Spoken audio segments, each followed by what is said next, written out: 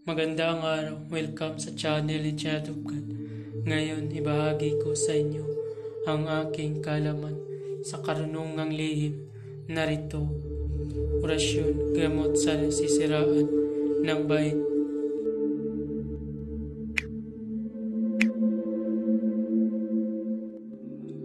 Pamilin, mahalin at pagkaingatan ang bawat ibinabahagi ko sa YouTube channel nito. Ang kapangyarihan na kapaloob dito ay lubhang maiwagang.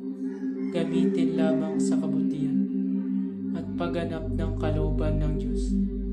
Maginuwaran at laging sa puso't isip ang 7 layunin. Una, isabuhay ang 4 na gintong simulain makadiyos, makabayan at makatao, makakalikasan. Pangalawa, isagawa ang pag-ibig sa Diyos, pananampalataya at pag-asa sa pamamagitan ng tiyaga. Pangatlo, isakatuparan ang kabutihan, katuwiran, kalinisan, katotohanan at kadalisayan, kaliwanagan at kababaan ng kalooban.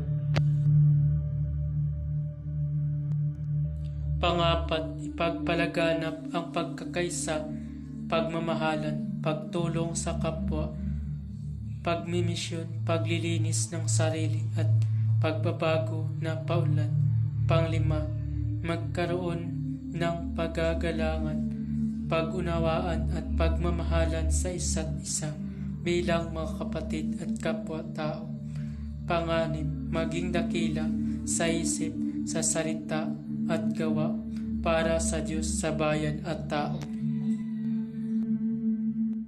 Pangpito, ipagpatibay ang kautusan ng Diyos, tumulong sa pagpapaunlad ng katawan ng bawat kasapi ng samahan at tumupad sa hadikain ng Diyos sa tao sa pamamagitan ng pagsunod sa mga layuning ito.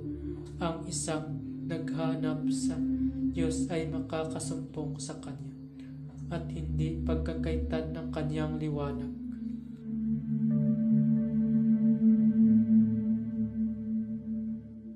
Pamamaraan ang paggamit ng orasyon ay kailangan magdasal muna ng 3 Ama Namin, 3 Aba Ginoong Maria, 3 luwalhati at 3 sumasampalataya at isunod ito. Narito ang orasyon. Bam sumim, bam sumim, bam sumim. Usalin ang orasyon ng 9 beses at iihip sa bunbunan ng pasyente o sa tubig na ipainom sa kanya para gumaling ito. Maraming salamat.